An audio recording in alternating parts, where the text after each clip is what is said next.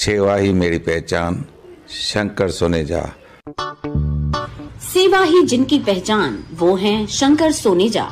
Free Malegaon का काढ़ा, free जोड़ों के दर्द का तेल, फ्री नसों के दर्द से छुटकारा पाने की पीने की दवा।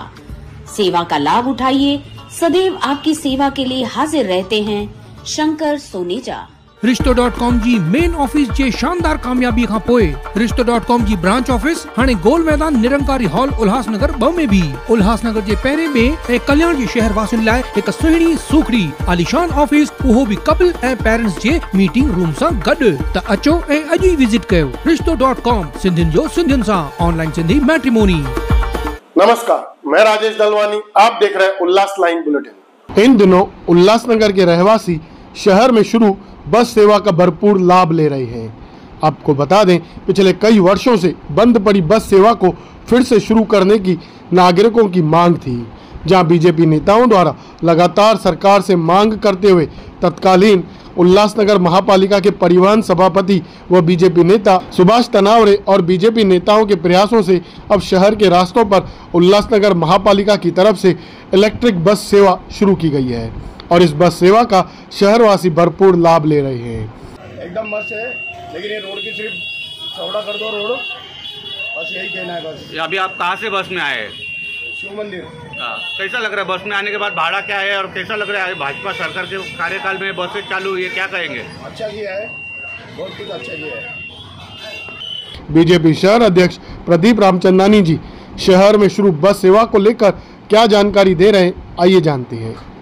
देखिए, आपको ज्ञात होगा कि भारतीय जनता पार्टी के जो सभापति रहे परिवहन सेवा के श्री सुभाष तनावड़े और हमारे परिवहन समिति के सदस्य श्री दिनेश पंजाबी, वह हमेशा देखा जाता था कि परिवहन के सभापति बन जाते थे लेकिन आगे उसकी सेवा शुरू नहीं हो पाती थी।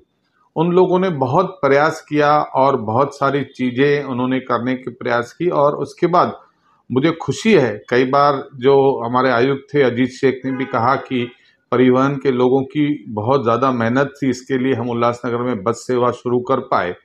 लेकिन इसके लिए अगर आप देखोगे जो निधि हमें प्राप्त हुई वो इनकैप करके एक योजना है जिसमें प्रदूषण के ऊपर नियंत्रण करने के लिए ऐसी गाड़ियां ली जाएं जिससे धुएं से प्रदूषण न हो, इसीलिए बैटरी की बसेस, जो बैटरी पे चलने वाली बसेस है, यह महानगर पालिका ने 10 बसों की शुरुआत करी।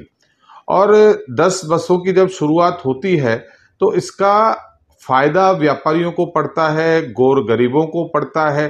देखिए, और कोई भी बस के अलावा और कोई भी साधन से अगर कोई प्रवास करता है तो कम से कम उसको 1 से 5 नंबर पहुंचने के लिए 100 रुपए खर्च करने पड़ते हैं और मात्र आज ये सफ़र केवल 20 से 25 रुपए में हो रहा है। तो व्यापारिक शहर हैं, बहुत सारे जगहों पर लोग एक जगह से 1 नंबर से 5 नंबर अपना सामान खरीदने के लिए या अपने रिश्तेदारों के जाने के लिए, यह उन लोगों के लिए बहुत बड़ा फायदा हुआ है। और मुझे खुशी इस बात की है कि यह केवल आने वाले दिनों में यह 10 बसों तक सीमित नहीं होगी, 100 बसेस जो हैं और भी यहाँ पर आने वाली हैं। और जब ये 100 बसेस आएंगी तब तो मतलब बड़े बड़े शहरों में, यहाँ से उल्लासनगर से नवी मुंबई, उल्लासनगर से पनवेल, उल्लासनगर से भिवंडी, उल्लासनगर से बदलापुर, उल्लासनगर से कवर, जो भी MMRDA के जो भी रास्ते हैं उन पर ये चलाई जाएंगी बसें। इससे शहर में व्यापार बढ़ेगा और शहर खुशहाल होगा। फिलहाल जो 10 बसें चल रही है उसका भी एक अच्छी तरह से नियोजन किया गया है। वह एंटिलिया से शुरू होती है, फिर धोबीघाट से होते, उसके बाद आपके खेमानी से होते फारोल लाइन से होते लाल चक्की से होते वीनस टाकीज से होकर नेताजी से होकर दूध नाका। एक रूट ये है।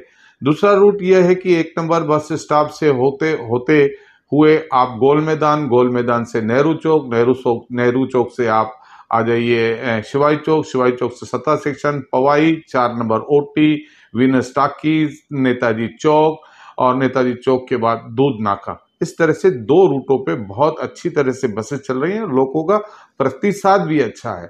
और इसको देखते हुए अभी इसी निधि के आधार पर बस अच्छे बड़े 3 बस डेपो तैयार करने के अभी टेंडर हुए हैं, जिसमें करीबन 12-13 करोड़ के टेंडर हुए हैं। एंटीलिया में नया बस डिपो बनेगा, उसके अलावा आप देखेंगे अजमेरा में नया डिपो बनेगा और उल्लास स्टेशन पे नया डिपो बनेगा।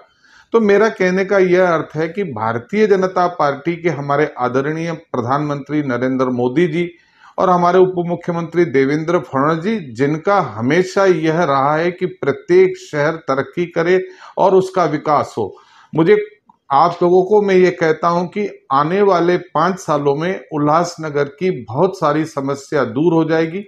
मैं आपका पूरे जो उल्लासनगर की जनता का हमें आशीर्वाद चाहिए।